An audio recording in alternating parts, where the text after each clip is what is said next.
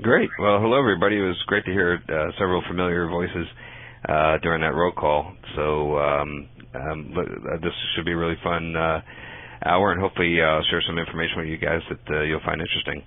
So I'll start out going through my slides, I suppose, and if anybody has a question, feel free to jump in at any time.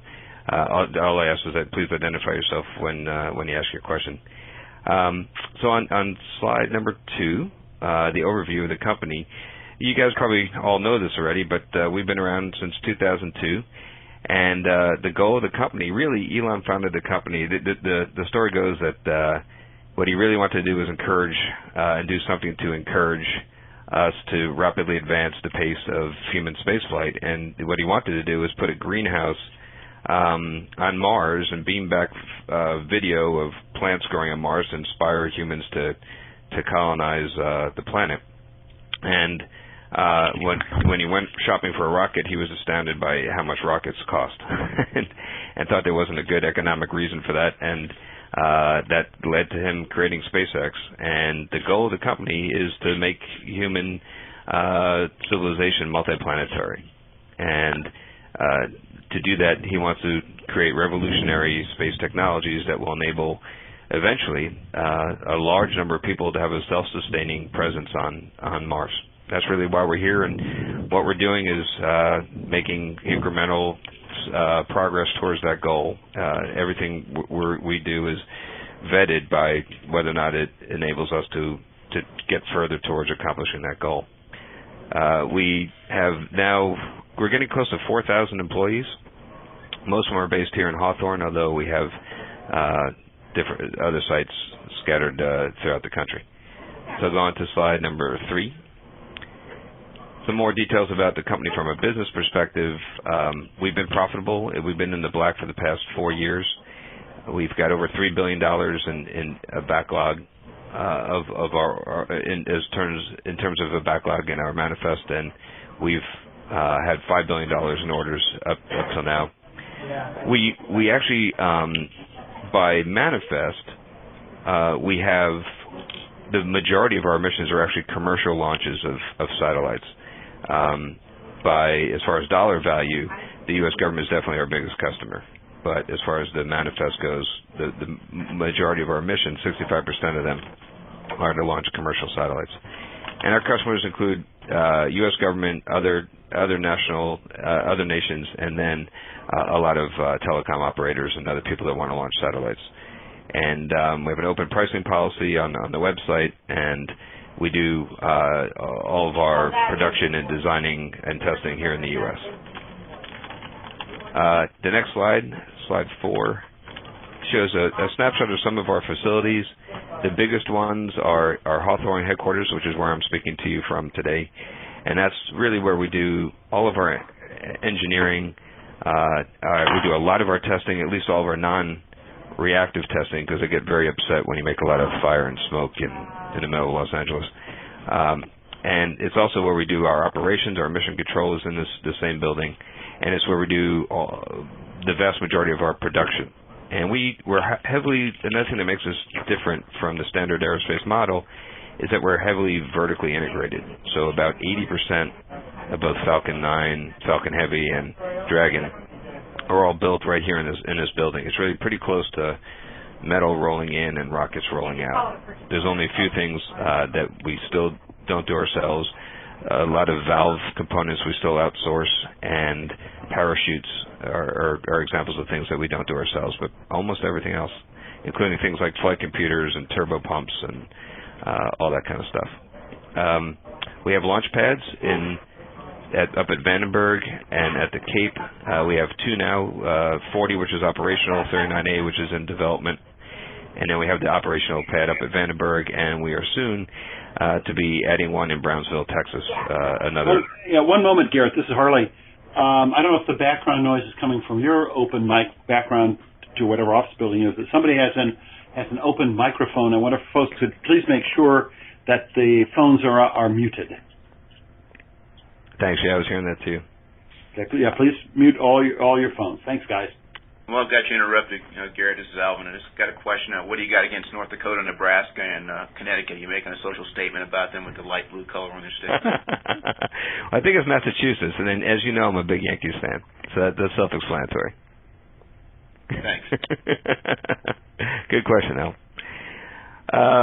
So let's see. In Central Texas is the one thing I haven't mentioned yet on this map, and that's where we have a test site where we do all of our reactive testing, and we do a lot of reactive testing prior to launch. So we will test each individual engine, both of the first stage and the second stage, and then we do stage testing of both stages.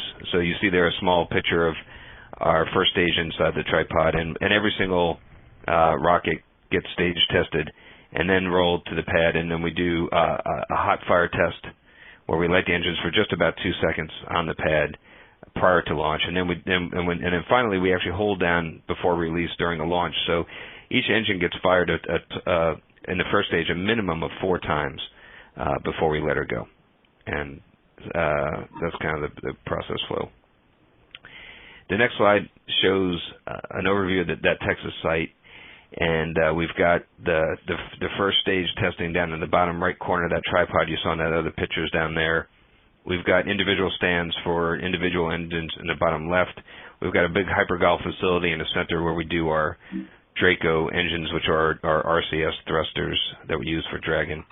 And then we have finally out in the back 40 there, we got the Super Draco stand, which is our launch aboard engine for our crew vehicle. And as its name suggests, that's just a much larger version of the Draco. It's instead of putting out about 100 pounds of thrust, it puts out 17,000 pounds of thrust. And then the grasshopper pad out there in the upper left or upper center. On slide 6 shows our products: Falcon 9, Falcon Heavy, and Dragon. I think you guys all know about those already, so I'll jump to slide 7 and talk a little bit about Falcon 9.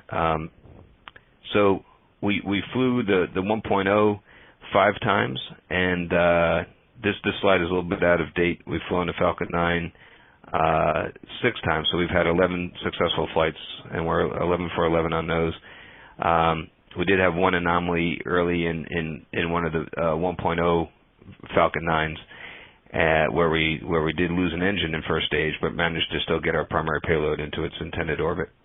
And let's see, the 1.1 has got several upgrades from the 1.0, and a lot of those were for human rating. So the biggest example is that the 1.1 Falcon 9, which started flying back in September of last year, that one has 3 avionics strings. So you have fault tolerance in avionics. The 1.0 was single string on avionics. That's one big example, but there's other upgrades as well. And we also got a lot more performance out of it. The engines went from about 100,000 pounds of thrust to 147,000 pounds. Ignore the Monday of this week comment. That's out of date. Okay, on slide 8 gives a little more detail about Falcon 9 with Dragon on top. And some numbers there which you guys could look at about as far as how tall it is and the diameter. By the way, the reason it's so long and skinny is that we ship everything on the roads. And so if you go over 12-foot diameter, then you need a police escort, and there's all kinds of other regulations that come into play that make it much more expensive. So instead, we just built a long and skinny rocket so that we could avoid all that. Let's see what else I want to say about this slide. I think that's about all the main things you already know. And the next slide is a comparison of Falcon 9 and Falcon Heavy, both a price comparison and then also capability. You see the performance as far as payload to orbit goes up by a factor of about 4, and the price goes up by a lot less than that. So what we're hoping to do is really bring down the cost per pound to orbit with Falcon Heavy. And Falcon Heavy, the metal is being bent, the design is complete, and we're already fabricating pieces of it. Our intention is to fly it within a year off of, and the first flight will be is still, I think, intended for 39A.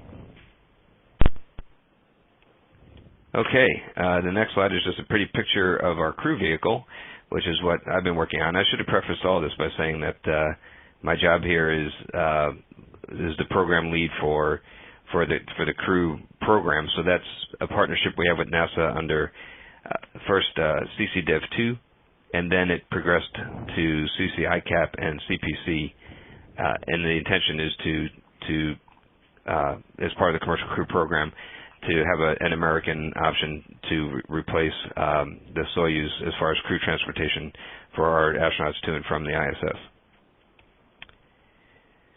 On slide 11. Garrett? Yeah, sure. This is Tom Kessler from Boeing. I'm Tom. back a couple slides there on slide 9. Can you comment at all on what your payload performance will be in the reusable versions of these vehicles? I see the landing legs on there. Can you comment on that, what your lift capability would be? These numbers are for reusable.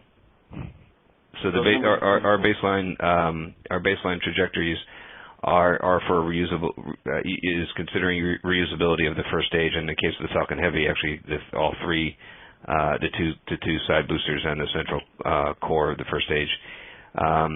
So that the performance numbers you see there, for example, to LEO, the 28991 for Falcon 9 is assuming reusable, which takes a bit of a hit with the landing legs and the fuel you have to keep in reserve for the boost back and landing burns, but it's actually a pretty small. It's a less than. I'm trying to remember the exact number, but I know it's less than a 10% performance hit. And Garrett, just to clarify, when you say reuse, are you talking about returning to the launch site itself, whether that's the Cape or Vandenberg or Texas? Yes. So the intention is to fly the first stage back. If not, I mean, Elon would like us to land the thing right on the pad, so all you have to do is add gas and fly it again. But it's gonna be a while before we have that kind of accuracy. So we're looking at all of our launch sites. We're looking at potential locations nearby the launch pad where we would have enough flat terrain to be able to get her back. Excellent. Thank you very much. Sure. Garrett, you've got a moment for another question on this slide? Sure. On the top half, you're looking at price, and you say for Falcon Heavy, 85 million up to 6.4 metric tons to GTO. But on the bottom half of the slide, you're showing GTO mass as 21,200 kilograms, 21 metric tons. Yeah, that's a good point. So the up to 6.4, I'm not sure what ties the price to that. And pricing for Falcon Heavy, we've already sold Falcon Heavies, and maybe the initial missions we're looking for a much smaller capacity. But I'll be honest with you, I really don't know why the discrepancy there and how much it would cost to get the full 21.2. I haven't been selling Falcon Heavies. That's the guys downstairs do that, so I'd have to go downstairs and ask them how much it would cost for the full. And maybe it's that price tag is that price tag is probably assuming multiple payloads, is my guess. So that you would have maybe you would have that would be not for the whole rocket, but to launch your 6.4 metric ton payload. You're on the satellite market. Yeah, that's what I'm guessing. Okay. But I really don't know that. Like I said, I'm speculating. No problem. This is Doug Plata with Sysliner 1. Gwynne Shotwell mentioned previously that with the stretching of the stages, that the performance rate was able to, the performance numbers were able to be kept the same, even though the reusable landing legs were kept. I think that's the explanation. For the explanation for these numbers being predicated upon reusability? Yeah, the version 1.1 was stretched, and that gave greater performance. And so by adding on the reusability, it was able to still keep within the previous number. Yeah, you're talking about the numbers for 1.1 compared to 1.0. Yeah. Yes, but actually the performance benefit we got from going from 1.0 to 1.1 was encompassed the reusability and then some, because we weren't able to throw nearly this much. These numbers are for reusability, and 1.0 was not able to throw this much to either LEO or GTO. Correct. Okay, thanks. Right. Sure. Okay, down back to slide 11, talking about Dragon. So Dragon was designed first to deliver cargo, and that's what we've been using it for. Our Dragon version 1.0 has made several successful flights up to, let's see, let me figure it. We just did CRS-3, so we've done 4 missions now to ISS where we've dropped cargo off and brought cargo back. And in 2010, it was the first spacecraft to be launched by a private company to orbit and returned. And then in 2012, we became the first company to reach the ISS and come back. And the other thing is it's the only spacecraft currently flying that can really have significant downmass capability. You could take some stuff back in the Soyuz, but it's very limited. And all the other vehicles currently that bring cargo to ISS allow for a trash disposal, but are incapable of returning anything to the surface. There's some numbers down there about our total launch masses and return payload masses. So we can bring 6,000 up, and that is actually split between pressurized cargo inside Dragon, and also about half of that capability refers to cargo located inside the trunk, which is unpressurized. So that's why you only get 3,000 back home, twice as much up, because the trunk doesn't come home. Next slide on 12, we're talking about crew now, and like I mentioned before, this is the whole reason that the company was founded, was to carry people into orbit. I mean, we're very proud of what we've done with cargo, and not to disparage any of those accomplishments, but the company was not founded to bring, T-shirts and food and water up to space. It was founded to bring people to space. And so we're very excited about the partnership we've had with NASA over the past couple of years on working towards that goal. And on slide 13, there's a summary of what we did under CCDEV-2.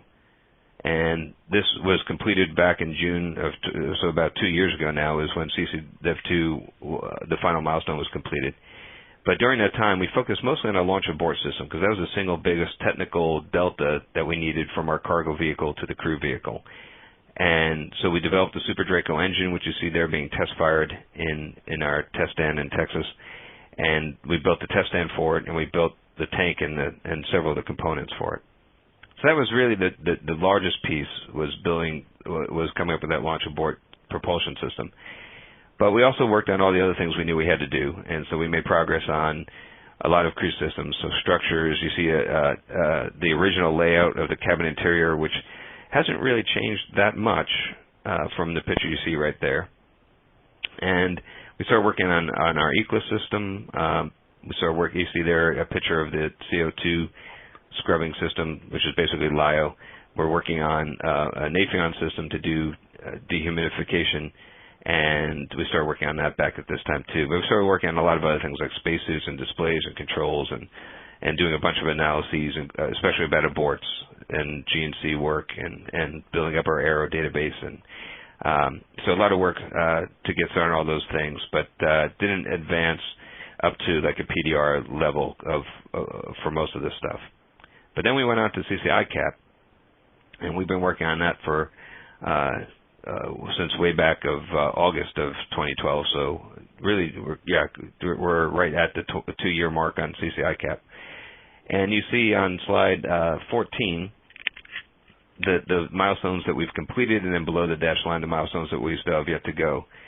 And 2 of those, the integrated critical design review, we ended up breaking that one milestone up into a lot of individual sub-milestones to make it more bite-sized. And we've completed, we only have 2 remaining sub-milestones of the integrated CDR, and we intend to finish those up before the end of the year.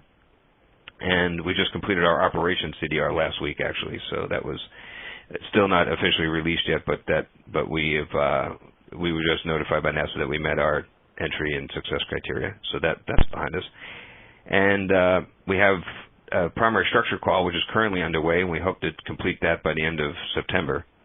So pretty soon we'll be left with only the 2 big e-ticket items, if you will, of the whole CCICAP program, which are the abort tests. So we have a pad abort test planned and an in-flight abort test planned, And the pad abort test is on track for November this year. The in-flight abort test is currently scheduled for January. And the pad abort test is going to be a very flight-like Dragon and the trunk, but it's going to depart from a truss structure rather than actually sitting on top of a Falcon 9. And we're going to conduct it at our pad at Slick 40 because 39A won't be ready on time. But we'll do it at the Cape. We're going to have a crash test dummy inside and a prototype seat, so we'll get data from that for the dynamics at the crew seat. And we're going to have a very flight-like propulsion system as far as everything that goes into the abort, including the avionics, which are going to be identical to the avionics we plan for the flight vehicle.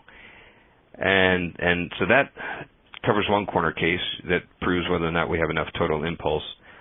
And then the other corner case is whether or not we have enough thrust and control, and also the challenge for controllability. The greatest challenge is the in-flight abort test, which will occur not quite at max Q, very close to max Q. It's actually max drag, which is right in the transonic regime.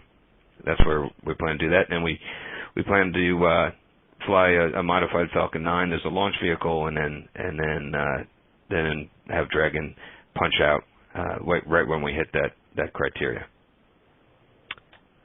So that's what, and then you can see everything we've done up till now. We've done a lot of other design reviews, certification plan, and safety reviews, and then we did some other hardware tests, and we did a parachute drop test back last December, where we took Dragon with it. The Dragon parachutes had to be completely redesigned from the cargo version because they have to be able to work in a pad abort case. So you have to be able to open them up at very low altitude, and also with some potential rate on the vehicle. And so we tested that. There you see a picture of the helicopter in Morro Bay, just north of here in California. And we had a very good test back in December. Garrett, this is Harley. I'm looking, actually I had one slide, which I guess you're going to go to. How reusable do you plan the Dragon capsule to be? Have you made an estimate of, you understand. So our design goal is for Dragon to be reusable for 10 flights. But our certification goal is no reusability at all. So we're trying to not bite off too much of a certification burden by certifying for reusability.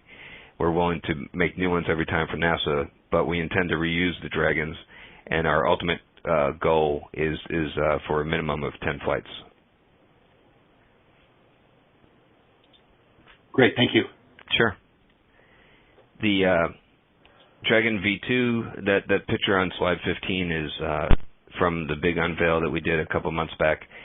The interesting thing about that, by the way, is that Dragon you see in that picture is not a plywood, paper mache Dragon for marketing purposes. The pieces that you're looking at are all going to be used for either our in-flight or our pad abort test or our structural qual. So the primary structure underneath those thermal protection system panels is currently in our test cell being yanked on as part of our structural qual. The outer panels that you see are the flight PPS panels, and that is SPAM, our SpaceX proprietary ablative material, which is a silica-based TPS. The white stuff that you're seeing, the black stuff is a carbon phenolic impregnated pica material, and all that was manufactured for use for the pad abort test. So you're really looking at the outside. In this picture on slide 15, you're looking at the outside of the pad abort test vehicle, and the inside of this is a structural qual test article. And on page 16, you see some details about what we plan to do with our Crew Dragon. First of all, we're capable of carrying up to 7, although we plan fewer than that for the NASA mission because of the requirements to carry out a lot of cargo with powered and unpowered. But for non-NASA missions, we plan to carry up to 7. And as I mentioned before, we have an ecosystem, and the launch escape system are 8 of those Super Draco engines. So that is quite a bit of thrust. If for a pad abort, we're estimating approximately 5 to 6 Gs for an initial acceleration coming off the pad. And rapid reusability is the goal. So it's not just reusability; it's reusability without having to do a lot of maintenance from flight to flight. Really, what Elon wants to do is get to as close as possible to airline type operations. The goal is to use a rocket to get to orbit, land it, and then do, or a spacecraft in the case of Dragon, essentially fill up the tanks with fuel, do a walk around, and fly again. And so that's what we're trying to get to, and we're studying all the lessons learned from shuttle and things that made it difficult to do that type of operation, and trying to figure out how we can solve those problems. But that's a tricky nut to crack. We are designing and building our own docking adapter. It's similar to the NASA docking system, but a lot simpler, and there's a lot less.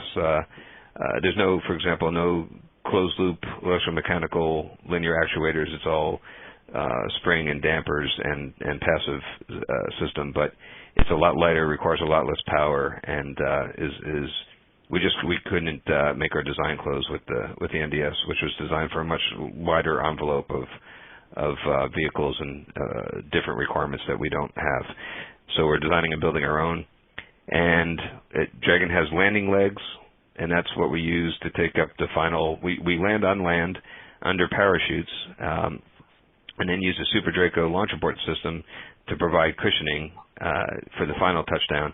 And then we have landing legs that are designed to take up any residual load and allow us to land on a variety of different surface harnesses. And then the heat shield is sized for those 10 missions, and actually it's capable of 3 times the heat flux of a nominal LEO entry. So it's actually, in its current state, it's capable of a cislunar type mission or return from the moon. Question on the use of the Super Dracos for the final touchdown. If you have aborted, does that mean the engines are no longer available, and so you can only abort in the water? Or what happens if you do land on land after an abort? That's correct. Well, two things. The plan for a nominal abort, we say that all the time, and it always makes me kind of wonder what that means, but a nominal abort is in the water. So even a pad abort is designed to get you to the water. And certainly anything that happens along the trajectory is designed to get you to the water. We do meet the DAEZ requirement, so we won't put you in the North Atlantic. We'll either drop you off by Halifax or get you over to Shannon. But all those are water landings. So anytime you have to light the Super Dracos from the abort, you end up splashing down. However, if you exceed a 3 sigma wind case and drift onto shore, the good news is that the whole landing system is designed so that it's survivable if there's no propulsive assist at all. So if you come down chutes only with the landing legs, we anticipate no crew injury, but it will be, basically it'd be kind of like landing in a Soyuz. You'll know that you've reached the Earth. Thanks. Sure. And I think that's it for my slides. And I know we're only about a half hour in, so with that, I'd be happy to take any questions that you guys, anything that's on your mind. Garrett, this is Dan Lester, FISO co-chair. Thanks very much for this. And like you say, we do have plenty of time. I think Harley has had to step out, as he said at the beginning he would. Turn it over to me. So as you said, we have plenty of time for questions. Let me just ask a quick one myself. I probably should have asked this back on your slide 5, which is about the Texas site. I'm down in Texas, so I care somewhat about this. There's been some discussion about range safety from that site and FAA compliance. If you're going to ISS, 52 degrees, if your first stage impact is, 500 miles away, that puts you over Louisiana or Yucatan in the opposite direction. Now, of course, the goal is to bring the first stage back, and so that wouldn't be a problem. But what comments can you make about that, about range safety considerations? That's pretty easy. We do not intend to go to any higher inclinations from Brownsville. All of our crew missions we intend to launch out of 39A. So, I see. So really, the missions that will be going out of Brownsville will be commercial missions going to a geo orbit, in which case we'll be threading that needle between Miami and Cuba. and heading out that way. Okay, that's an easy answer. Thanks very much for that. Sure. Other questions for Garrett? Yeah, Garrett, this is Tom Kessler again from Boeing. Could you comment on the status of your Raptor engine development and when and how that might be applied into your vehicle product line? Sure. So the Raptor engine is a very large LOX methane engine that we're working on as the follow-on to Falcon Heavy, the Super Heavy, if you will, although I don't think we're calling it that. And it's currently undergoing component testing at Stennis. We have a reimbursable Space Act agreement with Stennis, and they have a great facility out there capable of supporting a LOX methane engine. And so we're looking at just starting injector testing and other component testing like that. And so it's that's pretty much where we're at with the Raptor. We're deep into the design process and just starting component testing.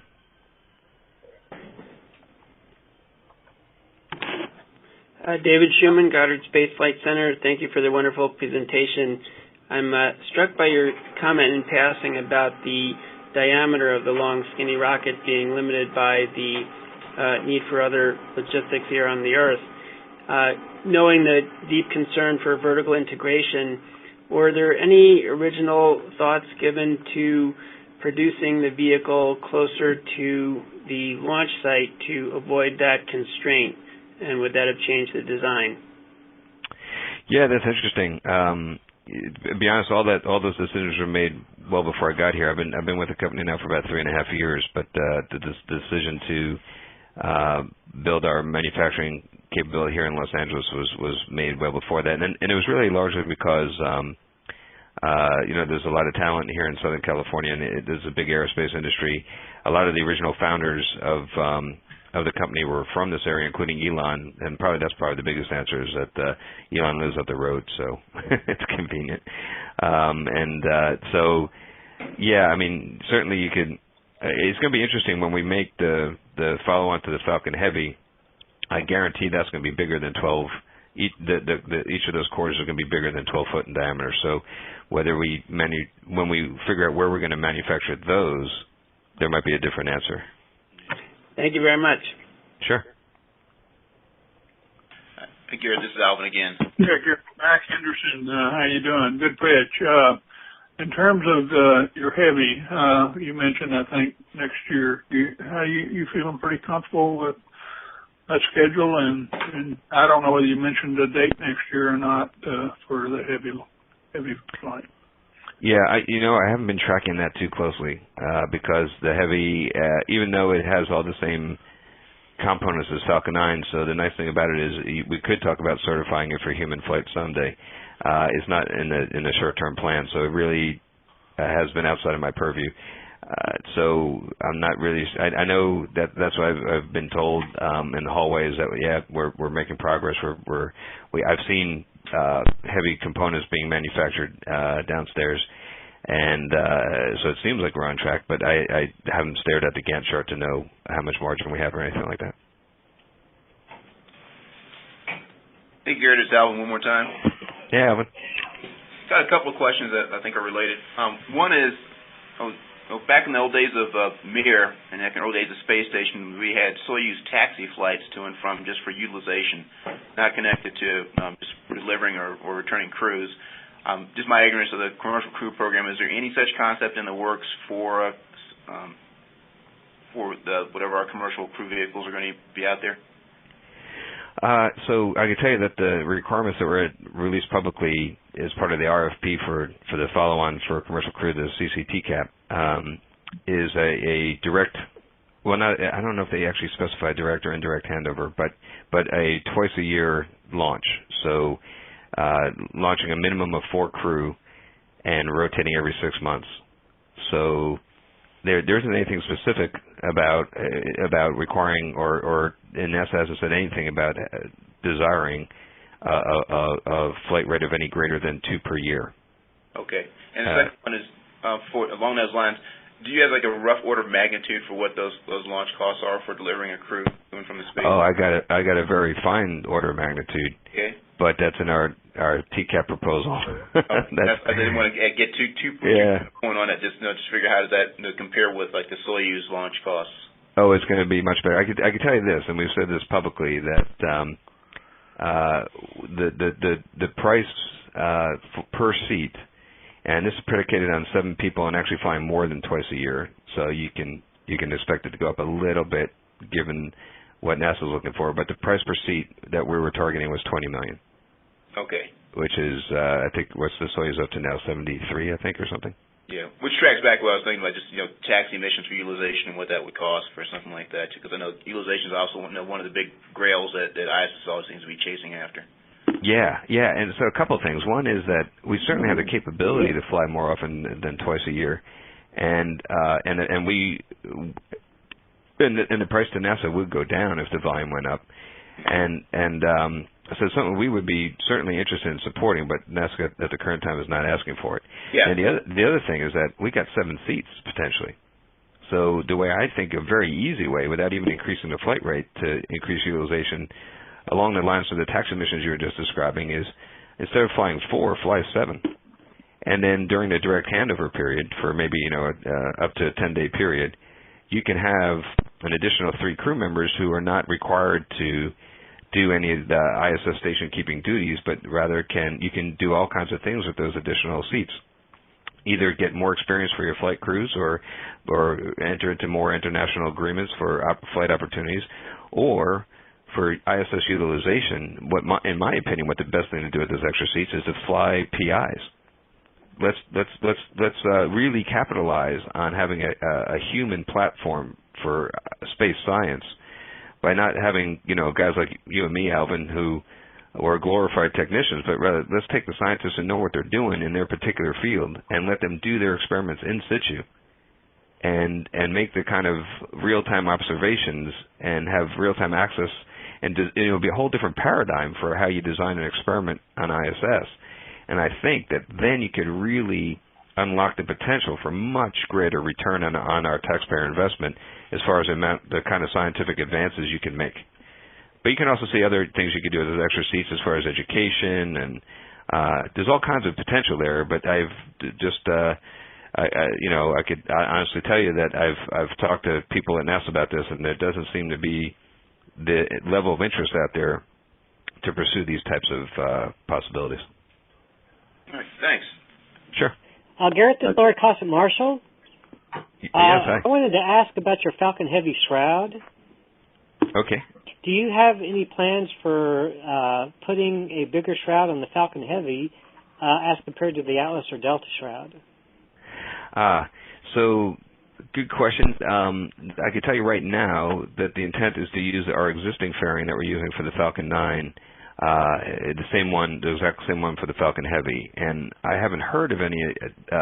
I know there's a desire out there from some of our potential customers, but I haven't heard of any plans to try to make a bigger one. Now the one we have on Falcon 9 right now, I don't have the numbers in front of me, and like I said, I focus on Dragon, not the commercial missions. But the one we have right now is pretty big. I see it downstairs, and I'm not sure exactly how it compares to the existing Delta or Atlas. Well, they've fairings. got shrouds about the same size, but they also have very long shrouds that allow for other kinds of more volume limited payloads. So if you increase the lift from Falcon 9 to Falcon Heavy by about a factor of 4, it just seems to me to have the same payload density, you'd also want to have a shroud that's 2 or 4 times larger. And yeah, I can tell you that 2 times longer. Yeah, I think that the shroud is kind of oversized for Falcon 9 and maybe a bit undersized for Falcon Heavy, but it is our intention, like a lot of the things we do, we try to use as much commonality from one vehicle to the next, and even from one stage to the next, in order to really take advantage of, we use our first and second stage use the same propellants, the same structures, the same engines, and similarly we're trying to use the same shroud, and that's just helps with economics. But so would it be fair to say that if a customer comes along and wants a larger shroud, you'll work on that problem then, but not worry about it till then? I think that's a pretty fair statement at this time. Yeah. Okay. Thank you very much. Sure. Hey, this is Ed Reed, also at Marshall. I got a question also on the Falcon Heavy. Is the central core element there the same as the first stage on the Falcon 9? Yes. Same diameter? Same diameter, same propellant load, same engines. Yeah. In fact, when we build a core, there's no difference when it goes on the assembly line if it's destined to be a Falcon 9 or a Falcon Heavy. Okay, great. How about the two outboard booster? Are they the same as the central core? Yes, the plumbing is slightly different, but at least it was in the original version of our design. To be honest with you, I haven't been keeping up with it, so I'm not sure if that's changed or not. But the plans were to have the propellant load and the same 9 engines on the outboard boosters as the central core. Yeah, I think it's the same 9 engines, same structures. So I think it's fair to say that our intention is to produce a single core, and whether it's an outboard or a central core or a single stick for a Falcon 9, that it's as close as possible to being exactly the same configuration. And when it flies, will the engines on the central core be throttled at a lower power level than the two outboard engines? Boy, now I really don't have a good answer to that question. I'm sorry, I don't know. Okay, well, I was. Otherwise, they're all three going to burn out at the same time, so I figure they may be. And the upper stage is the same too, I assume. Yes. Yep. Okay. Thank you. No problem. Hi, Doug Plata here with Sysliner One. I've got a couple questions. Will the first Falcon Heavy launch use cross-feed? Again, that was what I was alluding to before about the plumbing, and I'll be honest with you, I really don't. That was the original design, and I'm not sure I haven't been tracking it, so I'm not sure how that design has evolved. Okay. Another question. Whereas, the Falcon Heavy will be able to place a really substantial amount of payload at LEO, because it doesn't have a cryogenic upper stage. My understanding is its TLI and TMI numbers are not really as good as the Delta IV Heavy. Will the Raptor engine be usable for a cryogenic upper stage on the Falcon Heavy? That's a good question, and to be honest with you, I don't know. That's certainly, I think that certainly within the realm of possibility. Okay. Is there a way I could find out? Probably not. Okay. That's fine. That's the kind of thing that's pretty far out there in terms of, and I don't think we have a solid technical answer to that yet. Okay, thanks. Sure. Garrett, are there other questions? Garrett? Oh, sorry, go ahead. Oh, not at all. Garrett, this is Tom Kessler from Boeing again. We all seem to be asking about Falcon Heavy here, and you haven't even flown it yet. But getting back to that same chart, slide 9, I was reading the bold print, shall we say. The $85 million price applies up to 6.4 metric tons GTO, but down below, you're showing that number that, as the gentleman from Marshall noted, is 4 times greater at 21,200 kilograms. I presume the 21 number and perhaps the 53, those involve expending the boosters and the core. Can you comment on that, and also what those prices would be? Yeah, unfortunately, no. Anything I would give you in terms of answer, even what I said before, is really getting into speculation. That's not. I didn't put this slide together. Okay. I can refer you to our sales guys, though, if you want to ask them. They probably would be able to answer that question. They know what we've sold these, so they know what's possible and what the different configurations are. Okay, thank you. Sure. Hey, Garrett, John Charles here at JSC with a question about the Dragon recovery process. Okay. Did I understand correctly? We're talking parachutes plus rockets for the terminal velocity reduction. Yeah, I mean, it's really the propulsive assist is really just in the final descent and landing, really within the last few seconds. Otherwise, it's parachute all the way down. Okay, good. Thanks. Sure. Hey, Garrett, this is Mike Rodrigues at JSC. Hi, Mike. Hey, I enjoyed working with you here at JSC, and I just wanted to congratulate you on your success at SpaceX. But I have a simple question for you that's not Falcon Heavy related. Hey. When's your guys' IPO? Man, you got me excited. I thought you were going to ask me a question that was going to be easy to answer, and then you asked me one that's probably harder than the Falcon Heavy question. So Elon has said publicly that he doesn't want to go public until we've actually achieved our purpose, which is getting to Mars. So I think there's no short-term plan for an IPO. Hey, thanks, Gary. Best of luck to you. Yeah, thank you. Other questions for Garrett? We've had some great ones. We still have a few minutes left. We've got about 70 people on the line, so I would think that there are probably lots of good questions out there. I've got another question. This is Larry Cossett Marshall. I guess the Inspiration Mars mission is likely not going to happen in 2018, and they're looking at 2021, I think. Are you guys looking to be their launch vehicle in 2021 with maybe even a little bit more lift capability by then?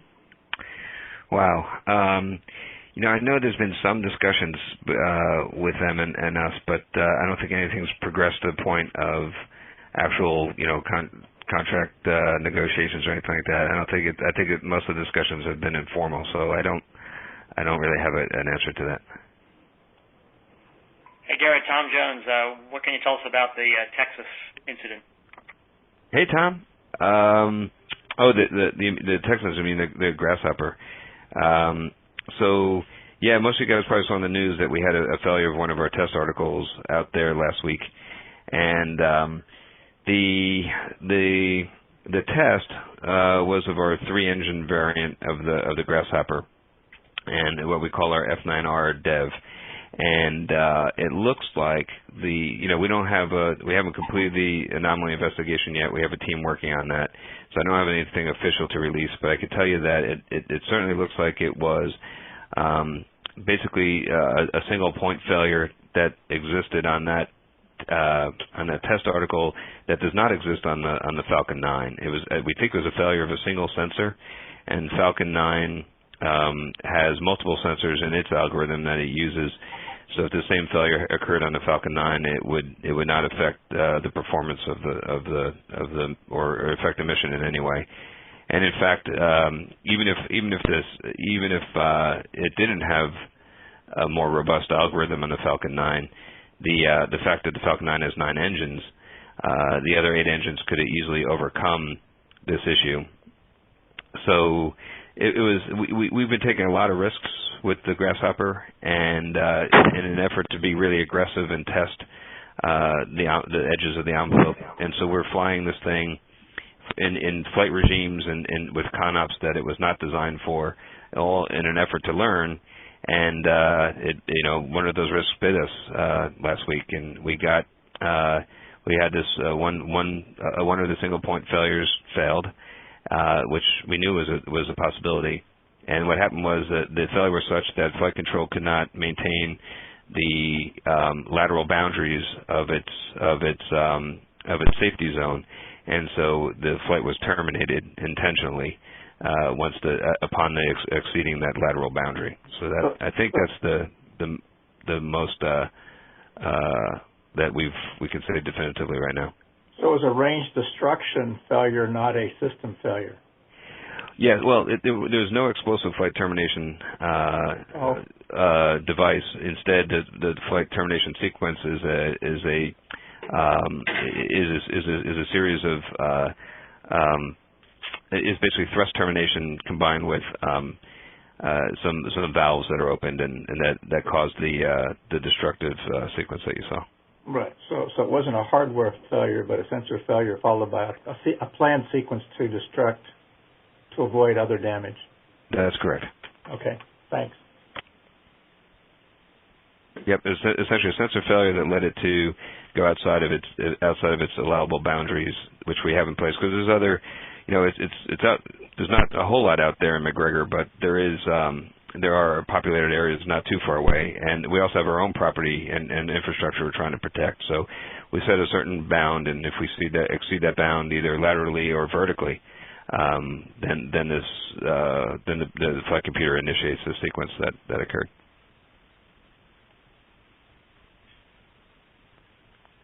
Other questions for Garrett? Have we run them all down? It sounds like we may have. Garrett, thank you so much for an excellent talk and so much for sharing your time, your valuable time with us. And hopefully we can have you back in a while to tell us more sometime. Would that be okay? Yeah, that'd be okay. Hopefully, the main thing is that we're waiting to find out what happens with TCAP, and if we're fortunate enough to get that award, then I should have a lot more to talk about in the near future. Okay, looking forward to that.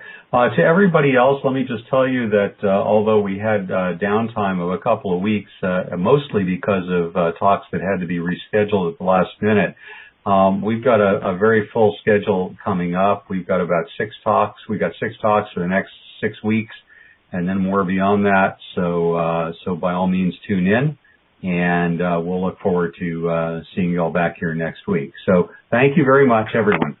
Thank you. Bye-bye.